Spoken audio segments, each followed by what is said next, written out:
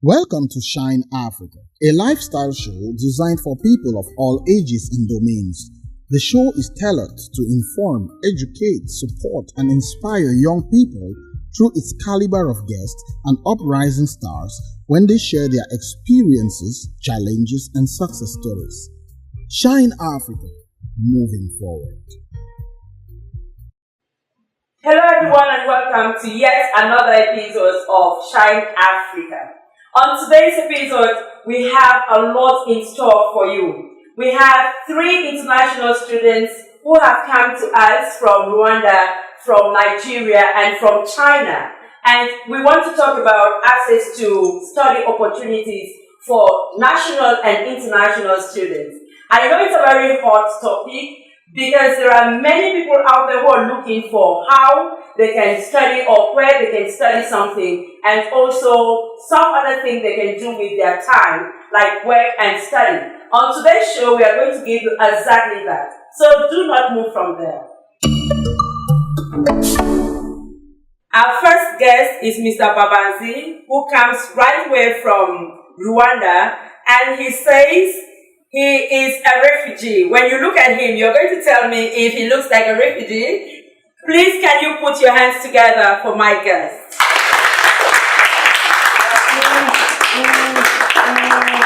Thank you very much for coming.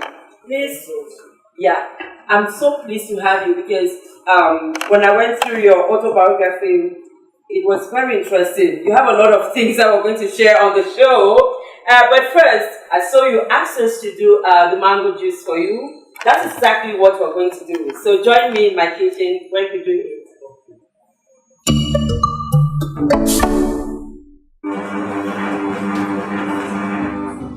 So, yours. What's your favorite color? Green. Oh, right. I love that. Yeah, I love any guest who likes the color that I have. Okay.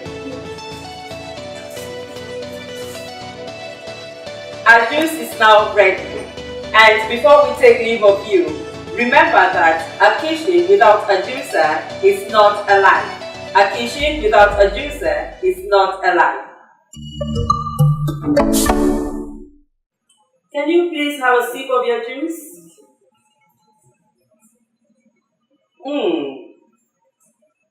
Tastes nice. How do you like this food? It's very nice.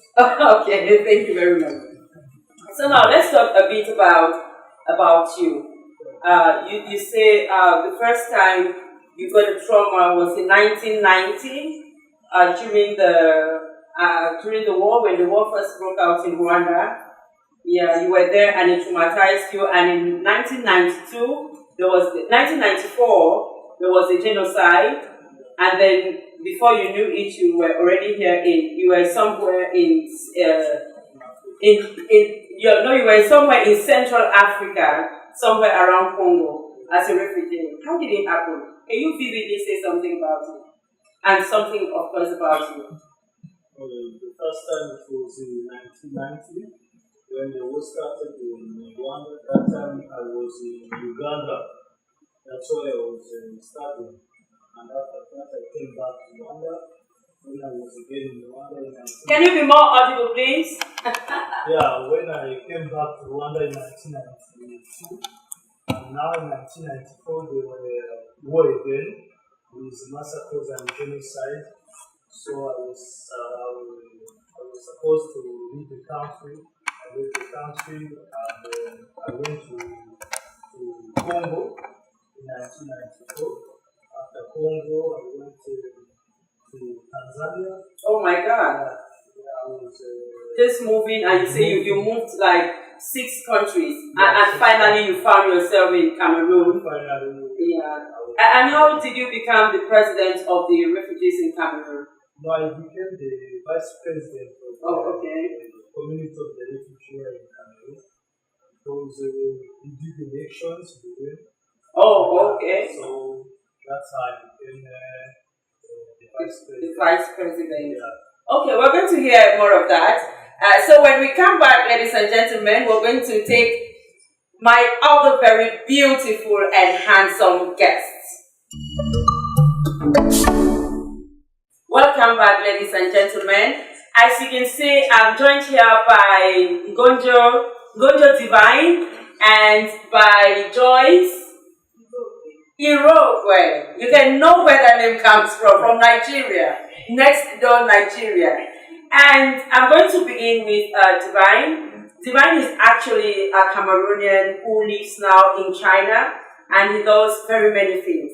I'd like to ask you, I went through your biography and it's like your autobiography, I'm sorry. I went through your autobiography and you seem to come from a very rich family because you have gone to all the good schools in Cameroon, beginning with the school in Bengu, was that? St. Joseph. St. Joseph, maybe from there to St. Augustine. Can you imagine that? it's just from one big name to the other big name. And then why did you decide to, after your advanced level, you decided to go study? You studied first in Boya? Yes, I did study in Boya County. That was my major in accounting. So why did you decide to study out of the country when you finished from the University of Boya? Well, after my studies, I actually I went into the job market to get a job. I tried for 6 months. Then I thought to myself, after family, education is the most important thing. Yeah, I think I know that. I saw that. Yes. Yeah, so I said, I think I should travel. And my elder brother, he is in China, so he told me. Okay, that was easier for you. But only 6 months. There are people who've been looking for a job for the past 5 years and just 6 months and you're running away. And it appears you're doing something, you're back in Cameroon and you're doing something that's not just about education. What did you study in China to begin with? Well, I have been in China for 6 years, so... Wow, that's a long time. Yeah, it's really long. Yeah. And so I started my education in China with the Chinese language. Wow, so say something in Chinese language.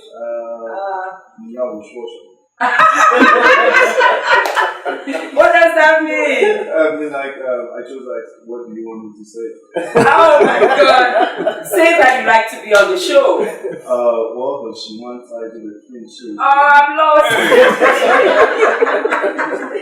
I'm all lost and gone. That's good. Okay, so you were talking about your studies. Yes, and so after I did my studies, after I studied Chinese language for a year, I decided to study management accounting, and that is Chartered Institute of Management Accounting. Wow. Yes, it's the biggest management accounting association in the world, and it is based in England.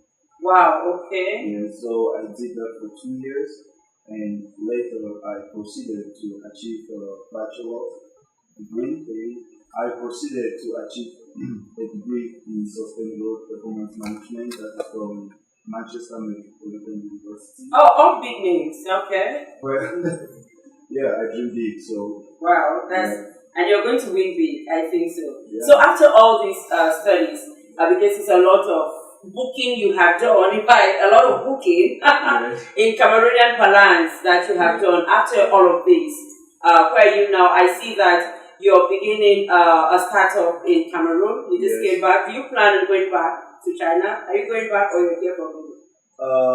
Right now, that's the dilemma I have in my life. Oh my God! I think you need to stay. We need, when you guys have gone out and you come back with all this knowledge, we need it to stay. Because I see that you want to start doing something like import or importing some stuff. And that's true.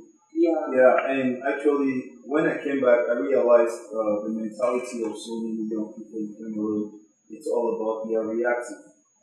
So, they wait for things to happen, then they try to catch up. Okay, so they don't create. Yes, they don't create. The mentality, lots of young people, they are not proactive. For example, the internet, it's it offers a lot of opportunities in life, you can achieve a lot. For example, you can have a small shop at Moralz, but through the internet, you can make it look like a company. Wow. Okay, we're going to talk more about that. I hope so. But first, let us hear what Joyce has been up to. Sure. And we have Joyce here. Joyce, the other name again. I beg your pardon? Joyce Irogwe. I'm very bad at names. I'm so sorry. Joyce Irogwe. She's actually a barrister at law. So she's barrister Joyce Irogwe. I like to see that there are women who are this powerful. Young but very powerful. And you've studied a lot. I have seen you have tell me about all the degrees you have. I have a LLB. Yeah. Yeah. I have a BA from the Nigerian Law School and yeah. So I'm currently doing my master's in governance and regional integration here in Cameroon. Yeah. By the African Union. Okay, that's fine. We're talking access to study opportunities, and you're a Nigerian studying in Cameroon. How did you get it? There are lots and lots of Cameroonian students who do not know that such opportunities exist in their own country. Here are people who are coming from neighboring countries to grab. I don't want to say that. But it looks like it to grab all the opportunities. How did you get that? Okay, first of all, I would like to say that we have Cameroonians, and there are quite a number of them. Okay. But I think most of them only know about this scholarship through their parents who are also our lecturers. Oh, God. Or through the administration. Okay. Then I've spoken to quite a number of Cameroonians. They don't know anything about scholarship. And I try to encourage them to go online. When you go online, you get lots of opportunities. That's exactly what Divine was talking about. So, how I got it online. Okay. Although I had a brother who had the same scholarship. Yeah. Because the scholarship is in various African countries. We have in Cameroon, Nigeria, we have in Egypt, we have in Kenya, and they are currently trying to do one in South Africa. Okay. So there are different institutions. Okay. One in Nigeria is for agricultural sciences, one in Cameroon is for governance, one in Egypt is for another energy, and they also go to general. So it's something you get online. Okay. Online. So you have to really conscious. You have to always be online. Like so you think Cameroonian students are not very serious?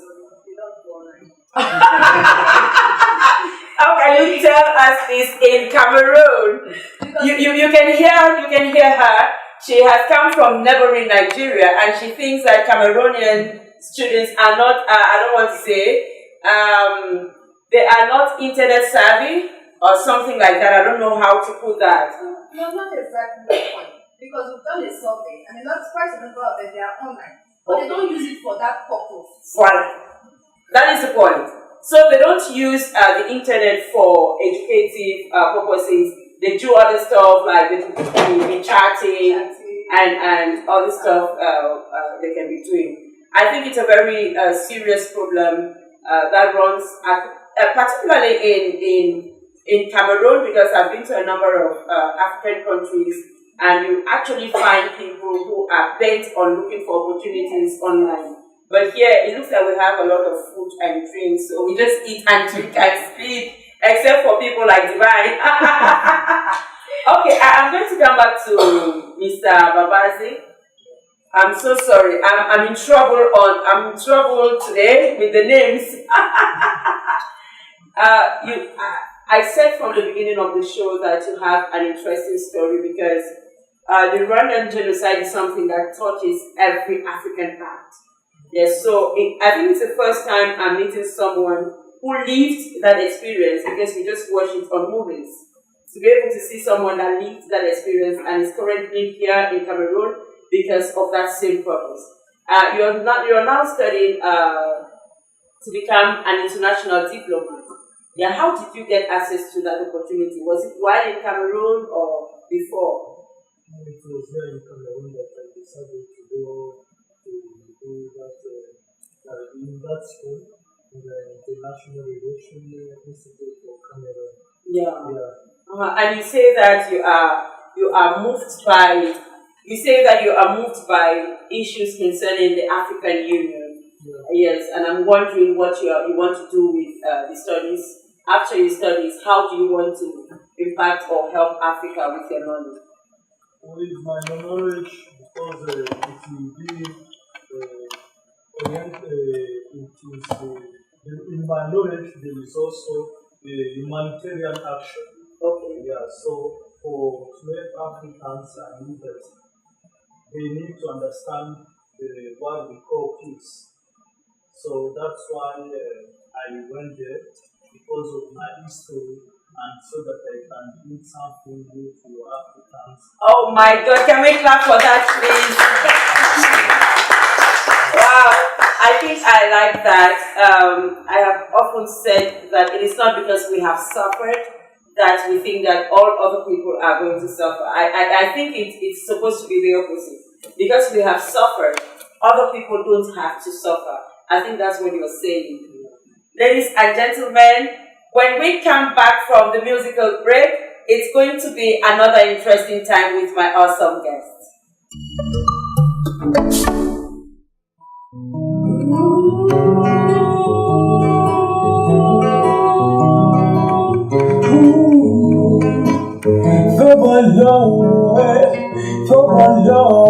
La vie ne donne pas de l'air.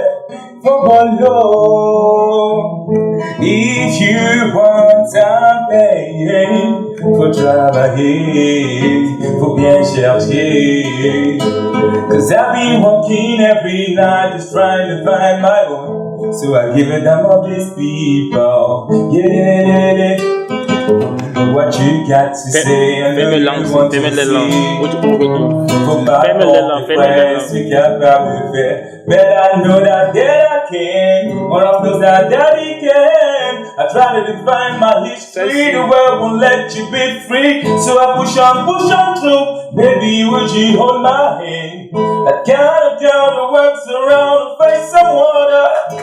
That kind of girl that ties along and goes to the kitchen. She be that lady. She be like a dead guy. This girl that lady. This girl that wonder. This girl that lady. This girl that wonder. Le jardin qui va mollo ensemble, on construit une maison. Moralz again. If you want something, faut travailler, faut bien chercher. Cause I've been walking every night just trying to find my own. So I give it up on these people. What you got to say, I know you want to see. Moi ne connais un, moi ne connais un. Moi ne connais un, moi ne connais un. Moi ne connais un, moi ne connais. Faut bolo, school fees for my sisters, faut bolo, bungalow for Moralz, faut bolo, and mommy from lying. I wanna be the president of Cameroon. Baby, si je m'en je te donnerai le monde entier. Oh yeah, I take you to the moon. I give you the sun to enthrone. Baby, tonight I give you the world. The truth is what to see your dreams come true.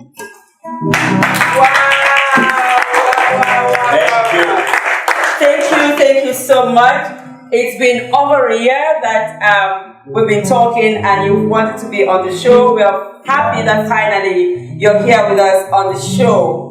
And you just did something that falls in line with what we're talking about today. It's about youth and students who should be looking for what to do with their time and that. So for how long have you been singing? I've been singing for close to 3 years. Okay. But just 1 year professionally. Okay. And I've been playing the guitar just for 6 months. Oh my God! No wonder you said you wanted to do. I thought you were going to do a playback. Then you said, "Oh no, you wanted to do it live." This is actually my first live session after learning guitar because I play the piano. This wow! Oh God! this is a place for people to come do exclusive. So I'm so happy that you're going to say from now on that you did your first live on Shine Africa. Can we clap for ourselves? And tell us about your project and where you think you're going to from here.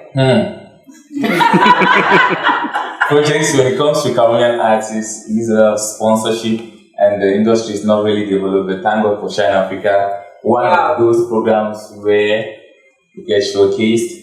My festival still doesn't have video, but I'm working on it. I have someone who wants to produce me, but I wasn't ready at the time. I was taking guitar classes and needed me to follow him to Nigeria, and it was a lot of so you're actually looking for someone who can sponsor and produce. But I know that you studied at SWA. Yeah. What did you study there?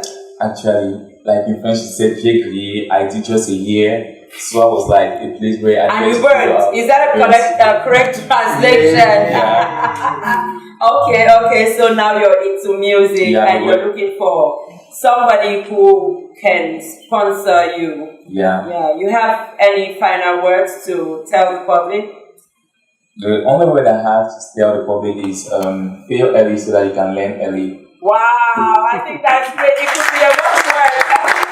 It feels like you gave the watchword for today's show. Fail early so that you can learn early. And Moralz has come to us right away from Boya in the southwest region of Cameroon. It's been quite a blessing to have you on the show, and we hope that someone listening or someone watching will be able to call you. If you want to get to Moralz, you can get to our Facebook page, and we can start all from there. Yeah, Moralz on Facebook, Moralz, that's the Facebook page, and Moralz gives one of my private accounts. Okay, Moralz with a Z at the end. Thank you very much. Ladies and gentlemen, Thank you. Welcome back from the break. Before we went on break, I said we were going to come back to talk about your startup. Yeah, you're from China. You just come back from China, and there is something you're doing in Cameroon with a group of friends. Can you tell us about it? The name of the startup is called Jeremy Import and Export, and I'm working with a group of friends so that we can import tires, chemicals, and glass. So, like I was talking about the internet, there's the virtual, like we are working to create a virtual company. Okay. Wow. Yeah. Like the most valuable company in the world is Amazon. Yeah. Yeah, and it's a virtual company. Yeah. They do not own factories. They do not own. So that's the kind of thing you want to set up in Cameroon. Exactly. Yeah. That's what I'm looking to set up. About how many Cameroonians do you think you're going to employ?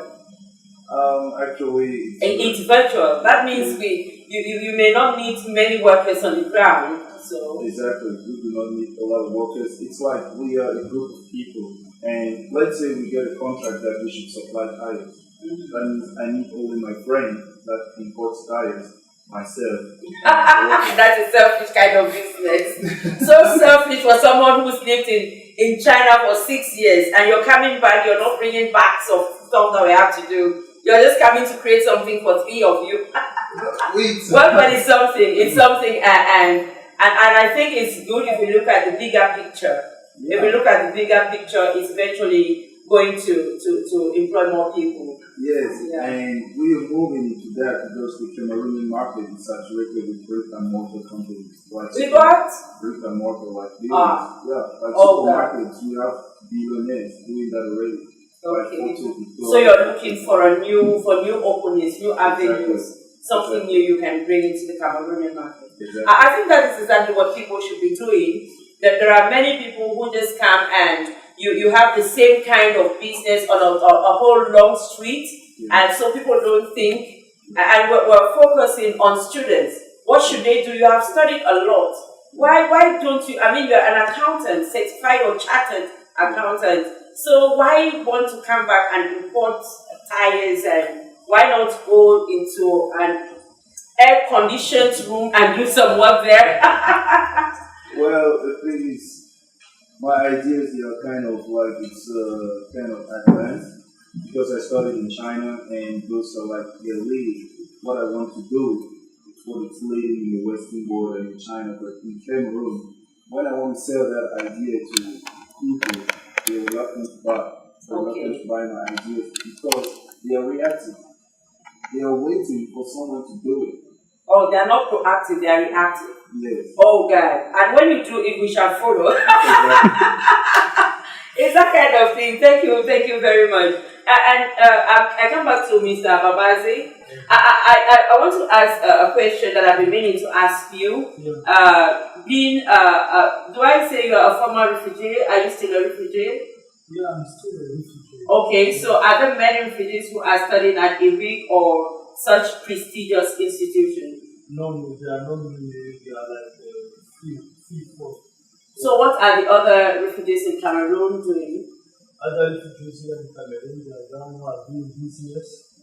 Others also are working.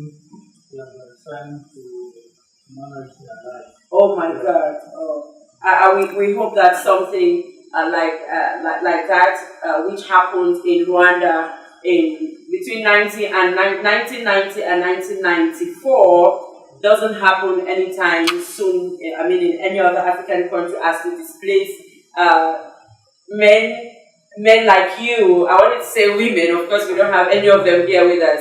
Okay, I'd like to talk to Joyce, Barrister Joyce. Let me not call the other name. I'd like to talk to you about the Facebook pages you have created. I'm sure there are two. It's Mother Africa Cry. And the other is a group. Oh, it's a group of Facebook. Yeah, okay, let's talk about the Facebook page, Mother Africa Cry. What do you do on that page? Okay. It was a page I created out of want. Okay. Because due to studies from this program, we're able to learn a lot about Africa. And we discovered that there are a lot of hidden facts, history about Africa. What we really hear and read from Western books are not what actually happened with respect to Africa. So I created the page and I post information according to what I've learned there, and I encourage people to also post ideas, information. Okay, any other person? Yeah, trying to create awareness, trying to bring people together in solidarity, whether you are in Tanzania, whether you are in Sudan, Somalia, Rwanda, you can post anything there. Then I also so we are trying to find our roots. Yes, trying to converge. Okay. Yes, we're trying to create patriotism. Yeah, is there any particular thing in the Nigerian history that worried you, as to why you created the page? Is there anything in the Nigerian history that has been underreported or not reported at all? Actually, there have been a few. Or twisted? Yes. There have been a few, like oil. Oh, I don't want to go into politics. I know that oil is a very big problem in Nigeria. Unfortunately, this is not a political show, so I don't want to get into oil. Okay, because oil can actually oil us. It's a good one, and I'd like to thank you people very much for coming. And just before the go, we have to get an audience question. We need a member of the audience who would ask a question to the panel. Can we get that someone, please? Yes, we have someone. Thank you. Can we clap for him, please?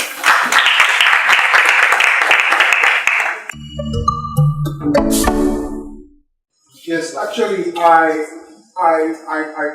wanted to find out, have you people thought that there could be some fundamental reasons why Cameroonians don't get close to the internet or they don't read? It could be problems of maybe poverty, which is a serious problem here.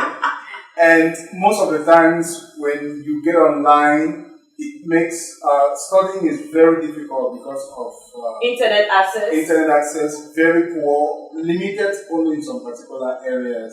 So I think these are the reasons why you really don't find most Cameroonian students wanting to do research and a lot of reading on the internet. Okay, thank you very much. Thank you very much. In order to answer your question, my friend, I'm going to say it's all about the belief. Okay, because right here in the audience, that's my friend. His name is Elvis. He has been in Cameroon all this time, and he has completed the ACC examinations. He has been in Cameroon, and he started by taking care of himself after his first papers. Like after has about 9 papers. Wow. And he started taking care of himself. And he does that online. And he does that online. It's all about ambition. The will and the fact that the people are not interested. Thank you very much. Thank you very much. Can we clap for them?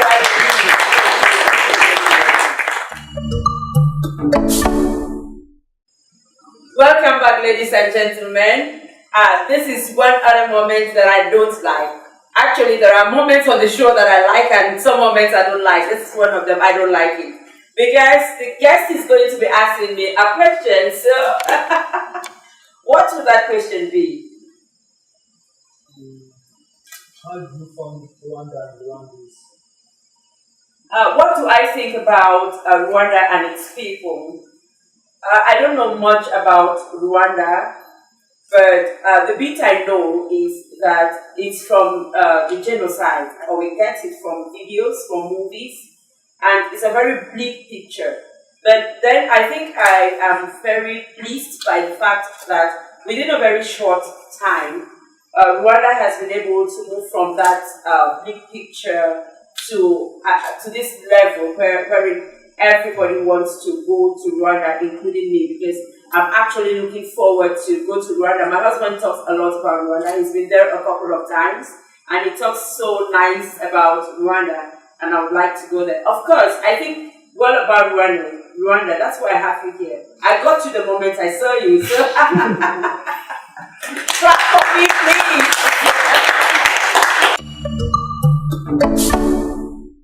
And now is my best moment, the dance slot. And you asked us to do Cornell, Rêve de Star. Why did you pick that?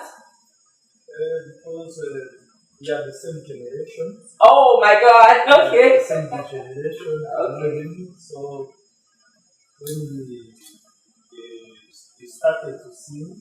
Wow. So it gives us hope. Hope, okay. Yeah, oh, I love him too. When you go, tell him that you were with me and greet him for me. Okay?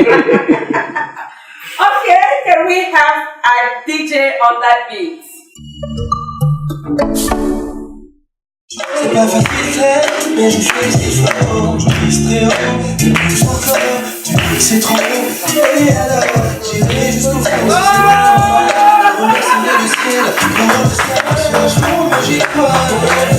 Je me dis que pour ça, Montréal n'a pas j'ai les mots de chercher. Non, continue.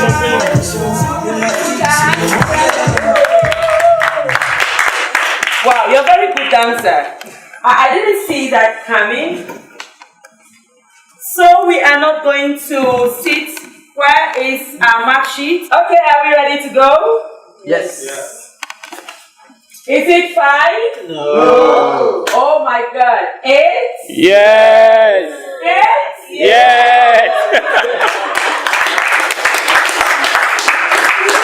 Oh my God, I thought you were going to have a 10, but you tried. I think that's good for you. Okay, you come right here. You are leaving your signature right here.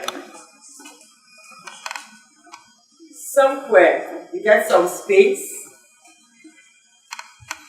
Diplomatic signature. Is there any space on that calabash for it? Oh, of course, as an African, you know that you don't enter any home and live without something. Yeah, so we kept a little something. So when you're going back to Rwanda, this is one of the things you're going to carry. Love from Cameroon. It has the map of Cameroon on it. Thank you very much. Okay. Very grateful. And when you go back, we say hi to the people of Rwanda. Thank you for coming. Here, please.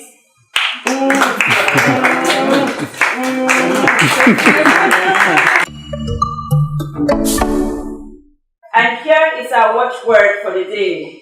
You always learn a lot more when you lose than when you win. You always learn a lot more when you lose than when you win. That's an African proverb. And before we go, ladies and gentlemen, I'd like to say a very big thank you to the Solomon Tandemuna Foundation. That's where we are shooting. And also to Elvis Fashion and Tomato Hotel near Massey for accommodating all our guests. Until next time, it's a bye-bye from me to you. Ciao.